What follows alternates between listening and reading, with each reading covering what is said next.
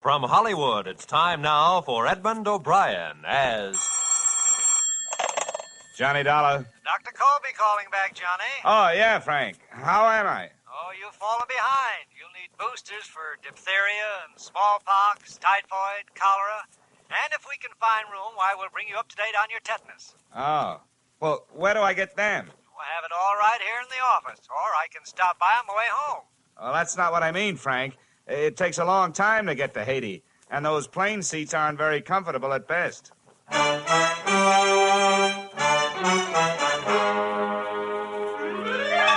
Edmund O'Brien, in another transcribed adventure of the man with the action-packed expense account, America's fabulous freelance insurance investigator... Yours truly, Johnny Dollar.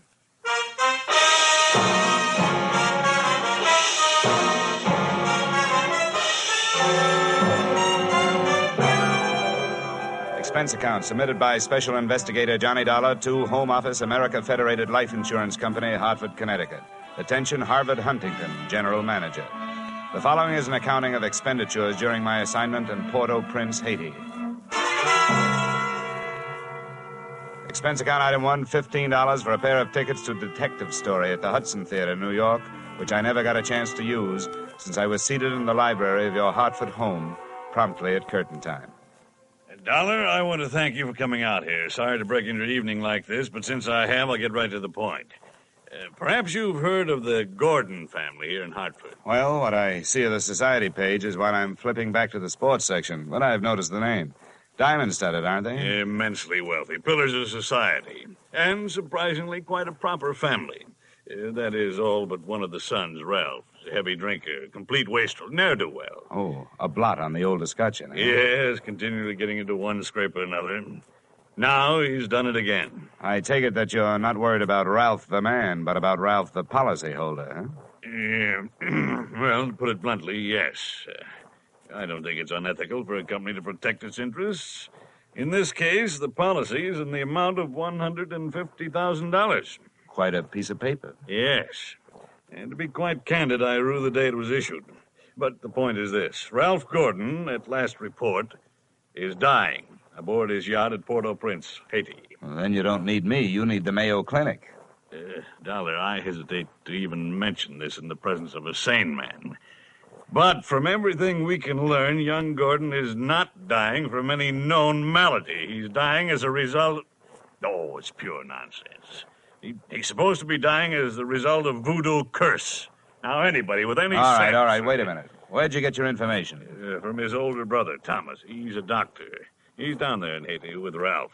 Now, I want you to go down and debunk this thing, Dollar. Find out what's wrong. Why, any sane man knows there's no such voodoo. You don't believe in it, do you? No, not unless I see it working. Expense account item 2, $148.70, Hartford to Port-au-Prince via airplane. Expense account item 3, $32.50, tropical clothes. And item 4, $25 spent while I browsed the waterfront bars in Port-au-Prince, looking for somebody who knew where the Gordon yacht was moored. When I found him, he not only knew that, he knew everything. It don't matter what you want to know about this blasted island. Ask me first. My name is Cap Regan, and I've been here since before repeal. Give up my citizenship, I did, with the help of a couple of prohibition agents. And I figure on sailing out my final days right here. What do you want with the Gordon craft? I want to see the owner, Ralph Gordon. How do I get to it? I reckon you pay me to row you out to her. My dinghy's down to the foot of the pier, just a short hail from where we're at. Well, good. Come on, let's shove off. Just wait till I down my ration here. That'll put me in ship shape. What'd you say you wanted with that schooner? You figuring on buying her? Oh, thank you for the compliment. If I bought a boat today, it'd have to be a surplus life raft. I told you I want to talk to Gordon. A friendly visit or the other kind? Uh-huh. I'm beginning to see how you know so much about this island. Well, never question, never learn. Remember that, Sonny. This way, we veer off to starboard. Yes, sir. Never question, never learn. Look, I'm an insurance investigator. A company sent me down here to look things over, including Gordon. Something wrong? I don't know yet. What do you know about it? Here, a jugful, Sonny, a jugful. Stood into the harbor about 2 months back. No sooner dropped his hook than his crew started taking the pierhead leap. Everybody jumped for the bosun, for reasons of his own. What was the matter with Gordon? He was off seas over all the time. And you navigate with sextant, a compass, and parallel ruler, Sonny, not with a double shot and a water chaser. Get the drift? They were afraid to sail with him? Oh, that's the line of it. If you'd ever piled into a reef, you feel the same.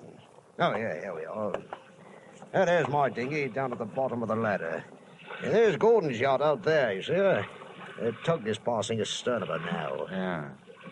Yeah, that's a lot of boat. Yep, she carries a suit of sail like a grain clipper. Oh, why don't you see her close up? She's dirty as a garbage scow.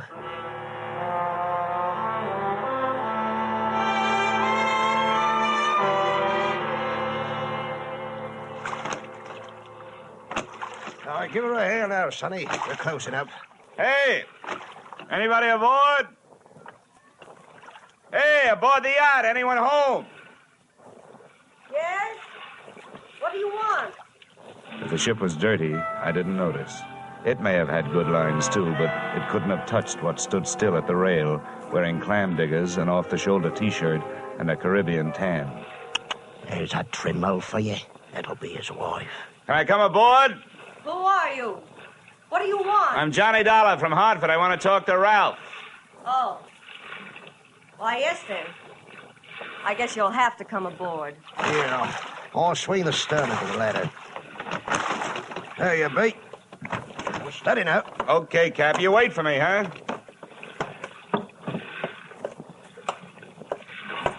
Well, how are things in Ralphie's old hometown? Cool, but not as cool as this reception. Don't let it throw you. What is this, a friendly drop-in business or just plain snooping? It's the last I'm Edwina, the wife they haven't heard about at home. Congratulations. Now I know why you like the way your shoulders bear. The better to keep a chip on them. If you're through being sharp, I'll let you hear what's left of my husband. Come on, through here.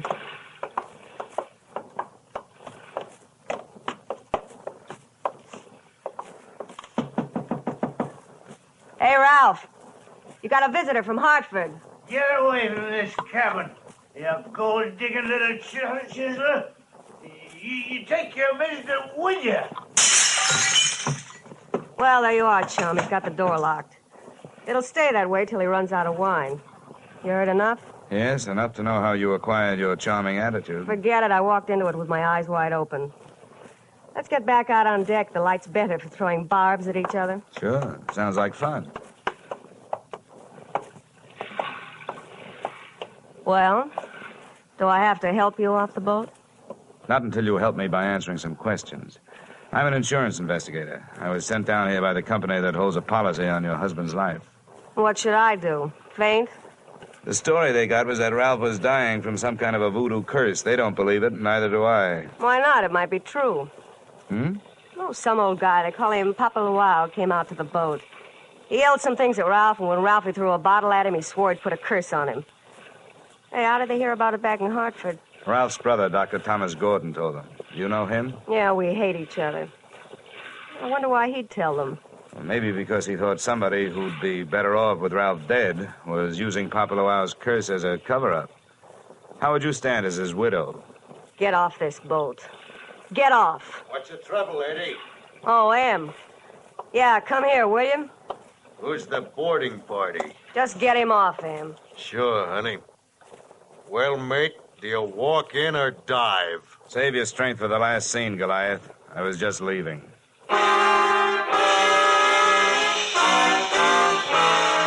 Expense account item 5, $3 paid to Cap Reagan as water taxi fare. Item 6, 80 cents, land taxi fare to Hotel Francois. And up at the Hills hangout for not only the best in tourists, but also Brother Thomas Gordon, M.D. Please make yourself comfortable. Could I offer you something? Nothing but some brotherly advice. Certainly. I feel like a stupid fool for not being able to handle this thing myself. So now that you're here, call on me for anything. First, have you seen Ralph?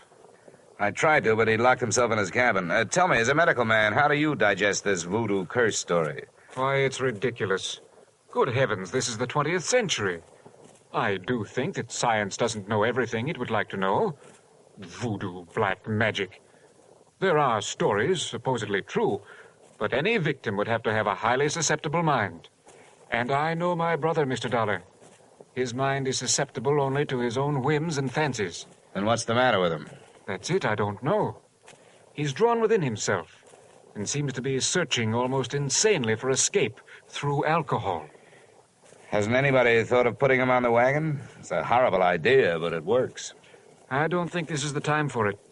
He's suffering mentally and needs release. Well, that leaves us only one thing to think about, and no matter how thin you cut it, it's still voodoo. I'm a man of science, Mr. Dollar. I'd make hypocrisy out of all my knowledge and training if I attacked the problem from that direction. But, please let me know what you find. Expense account item 7, $4, rental of horse and cart, in which my walking tourist guide, Cap Riggin, and I jolted out of town in search of Papa Loire. Something made me feel like I was riding my last mile in a tumbril en route to the guillotine. The moonlight was fighting a losing battle against an army of storm clouds that was sweeping in. And then to make it worse, I heard a drum. Hear that, Sonny? Yeah, sort of a tired Gene Krupa. Means we're getting close to Papa's quarters. Is he the only one around here? Yep, none of the good Ogans performs in his territory. He's too mean. Oh, great. And that ain't no galley news, it's the truth. I tell you, there's lots of black magic, so-called. It's nothing but tourist bait. But Papa, he's a genuine article. Let me tell you about one fella he loaded a curse onto. He was a native, and before he got through with him... Cap, please, you keep your mind on your driving, and I'll keep mine on pleasant memories. Well, I ain't got no more driving to think about. What's the matter? That's the path over there by that gnarled old tree. From here on, you plot your own course. This is close enough for me. Me too. Say, wait a minute. How do I know I can't put a curse on him, huh? I never tried. Smooth sailing, Sonny. The path led along the edge of a field of sugarcane, and on the other side of me was a solid wall of jungle. First, I smelled some feathers burning. Then I heard the chant. There was a door in the wall of jungle that led to a small clearing, and before the moon was smothered by another cloud, I saw a shack. Smoke curled out through an open door, and I could see the glow of a fire on the floor inside.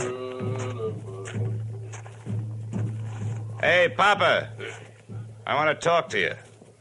Who is come to the house of Papa? Well, my name wouldn't mean anything to you, but what I have to say will. Can I come in? Entree. What are these words of so great importance as you wish to interrupt, Papa? All I know about voodoo is that I don't believe it. Legba. I've come to you because I haven't got any answers from anybody else. I want to know what's behind this so-called curse you put on Ralph Gordon. You not believe. You like me make you believe. Ralph Gordon, he died. Tonight, in the wind and rain. And for you, I have magic now. See my fire? You will believe the smoke. Now, believe.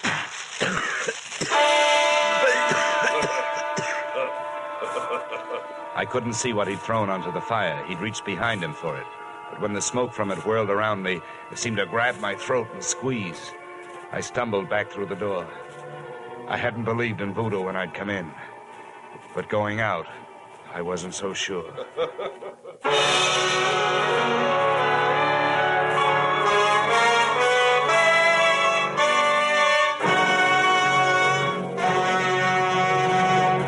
We will return to the second act of yours truly, Johnny Dollar, in just a moment. CBS invites you to hear one of the greatest ad-libbers in show business, Groucho Marx, this Wednesday night on most of these same CBS stations. Groucho's show, You Bet Your Life, finds the master throwing quips and questions at oddly assorted pairs of contestants. And it's one of the funniest, fastest, merriest shows on the air. Be listening when Groucho Marx comes along this Wednesday on CBS. And now, with our star, Edmund O'Brien, we return to the second act of yours truly, Johnny Dollar.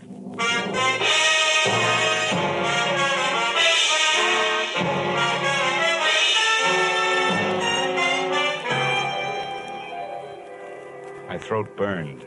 I staggered around in the heavy jungle air, and when I could breathe again, I gulped in enough to lift the Graf Zeppelin. When I got back into the shack, he was gone. He hadn't left much of what he'd smoked me out with, but he'd left enough. A few shreds of photographic film on the dirt floor. And film made of cellulose and nitrates not only takes pictures, it puts out nitric oxide and nitrogen dioxide when it's burned. A combination that would live up to the demands of any gas chamber.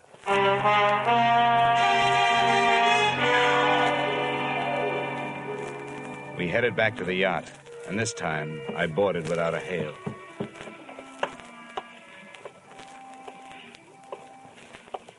I'm telling you, Em, we can't go on with this. Well, this tops it. You having a change of heart. Well, that's what happened. I'm not so sure that makes any difference.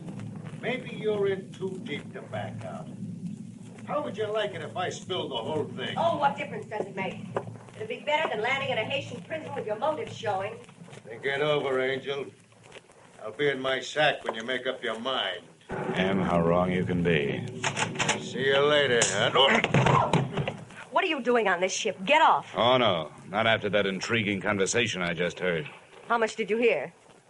If I added it to the gas assault Papa Luau threw at me, it'd be enough to nail you and Loverboy here for conspiracy to commit murder. I don't know what you're talking The about. point is, I know what you two were talking about. Listen to me. You've got to believe me. I don't have to, but try me anyway. I admit that Em and I...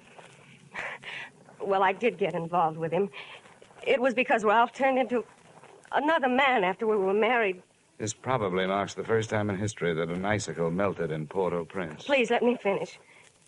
When my marriage went to pieces, I had to do something or go crazy. To see Ralph drinking up all the champagne on the island was just more than I could take. I was going to divorce him and leave with Em, but we weren't going to murder him. You know, Chapter 1 has so many holes in it, it could have been printed by a punch press. You don't worry about landing in prison with your motive showing when all you're planning is divorce. You do when people are waiting for your husband to die under mysterious circumstances. That's why I was trying to make Em go away. If Ralph died, who would look any farther than the erring wife? Unless Em was hiding something. Can you lock this cabin from the outside? Yes. What are you going to do? You aren't going to lock me in here. No, just your playmate. You're coming with me. Where? To Papa Luau's. I want to hear what kind of a story you tell in front of him. You don't believe me. No. With $150,000 at stake, I don't even believe myself.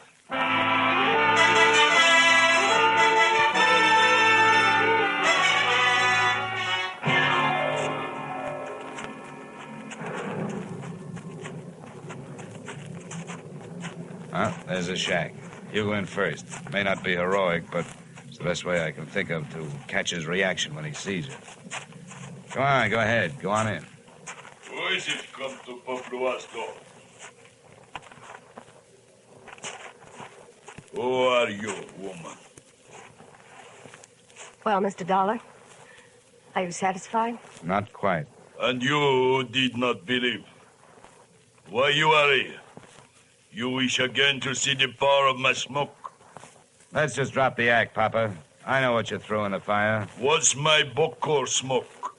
You not yet believe? A good man from a police laboratory can sift enough out of those ashes to know it was film. What is this you say? I say that I've got enough on you, you old fake, to put you in the local pokey. Who dare speak Dutch to Papua? And that's where you're going to go if you don't cooperate. Now, that's a promise. What is it you want? Did somebody put you up to this cursed business that Ralph Gordon is supposed to be under? A man of your race. Now go. That is all. It's not enough. What was his name? I not know the name. What did he look like then? My eyes were closed. Nuts. Come on. I'm taking you into town if I have to drag you by the hair. No, don't touch me. I will tell you how this is. It is true, I do not know the name or the face. He come to me. He asked me when comes next rain and wind. I tell him last night. But it's tonight. The storm come with the seat. He tell me he needs storm to close potholes in the ship. He say, if I bring this curse, I will be best Ogan on AT because it kill what man? That is difficult. That is all. Now you go. How about the film for the fire? Did he give it to you? That is true, not long before you come. Well, get rid of it, Papa, before you lose your license to operate. You go now. Papa Luau will be alone. Go now. All right, Mrs. Gordon, all right. Let's not stay for the music.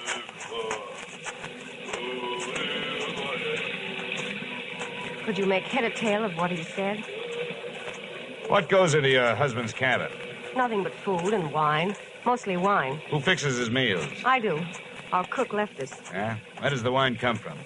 You said it was champagne, didn't you? Yes. It always comes from the same place, a liquor shop in town, a case at a time.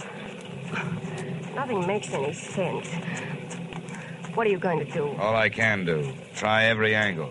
But that's not all I'm going to try in that liquor shop.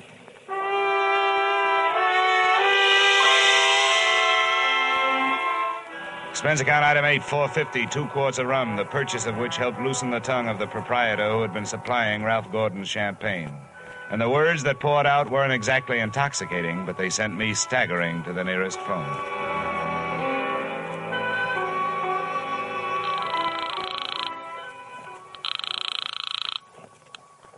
Yes, hello. Dr. Gordon, this is Dollar. Good heavens, Dollar. I've been wondering about you. What have you learned? Well, first tell me this. What would happen to a man if he was in a ship's cabin on a stormy night with all the portholes closed and there was a lot of dry ice in there with him? What? What was that? A small room, no ventilation, a lot of dry ice. A lush, maybe passed out. What would happen? Good Lord. Dry ice is solidified carbon dioxide. If enough of it evaporated into the room... A lush would not be bothered by a hangover the next morning because he wouldn't wake up, right? Exactly.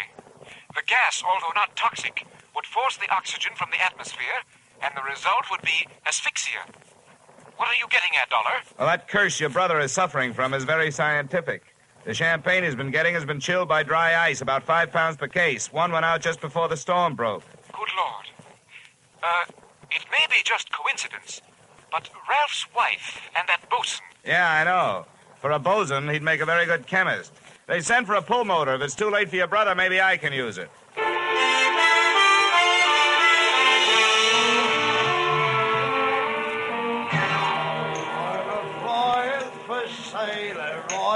Hey, Cap, come on, will you? Ahoy, sonny.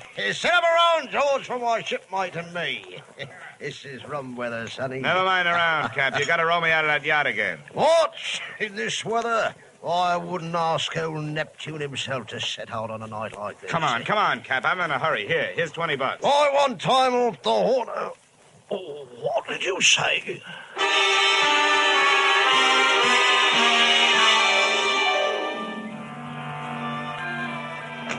I didn't think it could rain any harder than it had been, but it did. Visibility was 0. But about 20 minutes out, Cap spotted her riding lights. There she lies, sonny. We were on target, but so was somebody else. A searchlight stabbed out at us. Hey, this sounds like Prohibition days. Who's giving us the broadside? I can't tell. I'll lay a pelican hook over his head if I get my hands on him. Oh, Cap! I got my left leg. Get down the bottom, Cap. I'm going over the side.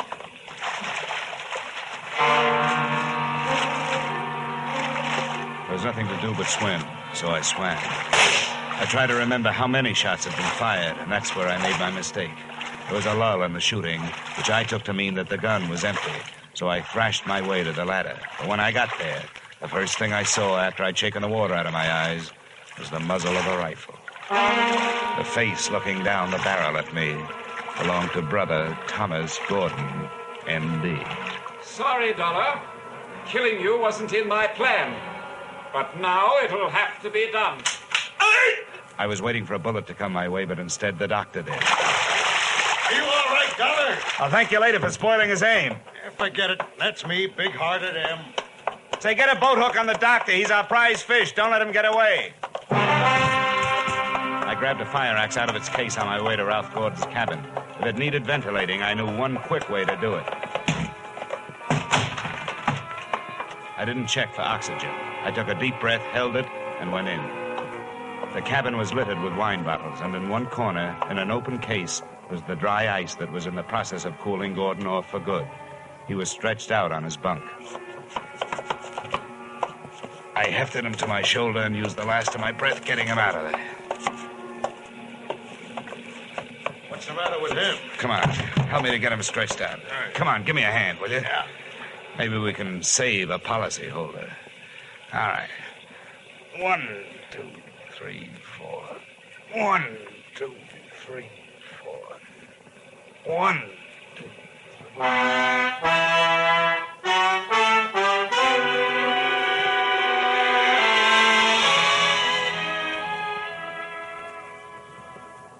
Expense account item 9, $30, cover charge at a hospital, where I put the revived Gordon under the care of a doctor, not his brother. His brother happened to be resting in a jail cell at the time, waiting the formal charge of attempted murder. Motive, the family fortune. Item 10, same as item 9. Same hospital where they patched up Cap Reagan. Item 11, $40, an ounce of voodoo perfume for the lovely but sometimes chilly Edwina. Maybe if she tries that kind of magic on her husband, he'll spend less time with the bottle joy and more with her kind. And expense account item 12, $148.70, return trip to Hartford. Expense account total, $424.70. Yours truly, Johnny Dollar.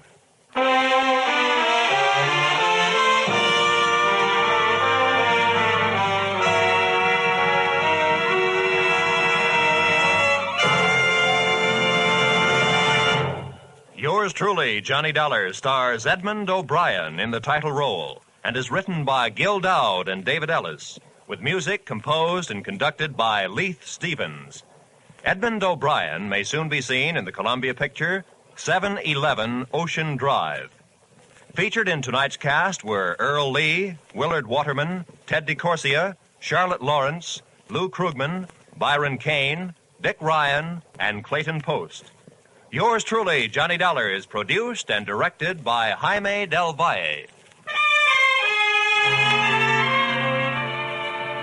Join us next week at the same time when, from Hollywood, Edmund O'Brien returns in another transcribed adventure of... Yours truly, Johnny Dollar.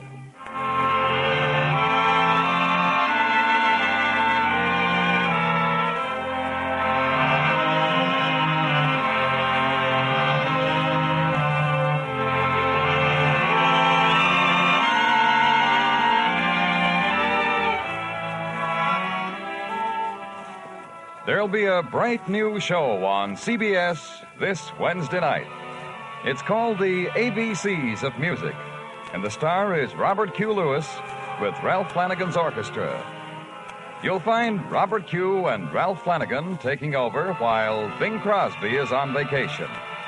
So join them on most of these same CBS stations this Wednesday for The ABCs of Music.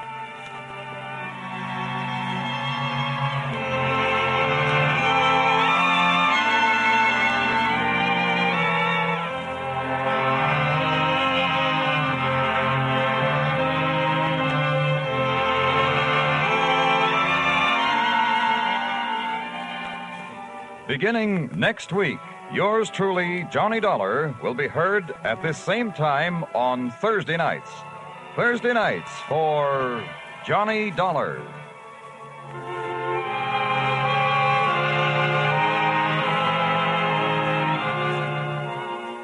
This is CBS, where you hear suspense every Thursday night, the Columbia Broadcasting System.